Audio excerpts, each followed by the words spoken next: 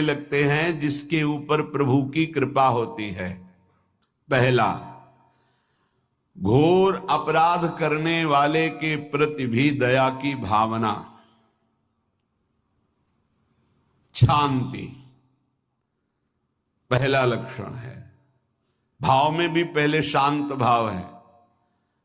हमारे ऊपर श्री हरिजू की कृपा है, इसकी पहचान ये 8 लक्षण। पहला, शांति, अर्थात घोर अपराधी के प्रति भी गुस्सा ना आना, क्षमा करना, ये हरि की कृपा का लक्षण है। देख लो भाई, घोर अपराधी शब्द तो जाने दो, जरा सा प्रतिकूल हो जाए तो लाख समझाओ पर भ्रकुटी तनी रहती है। ईर्ष्या, द्वेष, मात्सर्य, द्रोह, ये उपासक के हृदय की विषय नहीं, ये तो गंदे विषयी पुरुषों के हृदय के लक्षण हैं। जहां ईर्ष्या है, मात्सर्य है, द्वेष है, द्रोह है, ये कुमति के लक्षण है, ये सुमति के लक्षण नहीं, ये हरि कृपा पात्र के लक्षण नहीं। आपसे जो अपराध कर रहा है, द्रोह कर रहा है, आपका क्षमा बल ये हरि प्रसाद से होता है। शांति, क्षमा बल,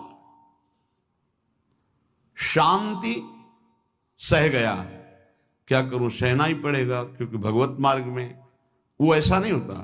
शांति,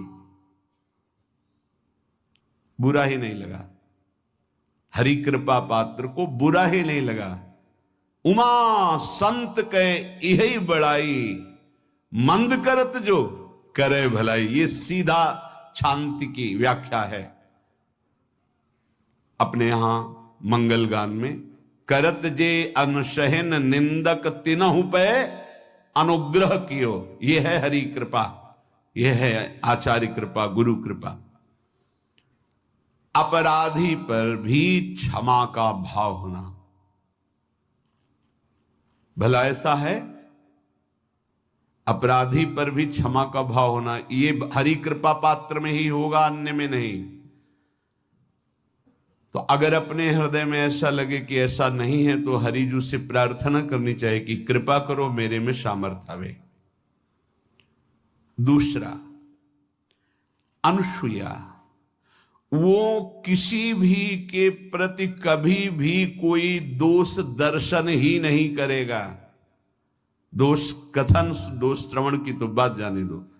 अनुसूया, दूसरों के गुणों में दोष ढूंढना, ये नहीं होता। हरि कृपा पात्र में ये नहीं होता। ये सब भजन के नाश करने वाले, जैसे पहला अपराधी पर क्रोध कर देना, तो माया ने भेजा इसीलिए था कि तुम्हारे साथ व्यवहार ऐसा करे कि तुम क्रोध करो, क्रोध करोगे तुम्हारी ऊर्जा शक्ति नष्ट हो जाएगी, अध्यात्म में जो चलने की थी, और कहीं तुमने संकल्प कर लिया तो भजन शक्ति नष्ट हो जाएगी। तो अगर भजन बल है तो गया, जरूर उसको दंड मिलेगा, पक्का मिलेगा, 100% मिलेगा, लेकिन आप खाली हो गए। ना भजन करने की वृत्ति रहेगी और ना भजन रहेगा, दोनों बात। अनुसूया, किसी के सद्गुणों में दोष देखना, गुणों में दोष ढूंढना, ये हरि कृपा पात्र में नहीं होता।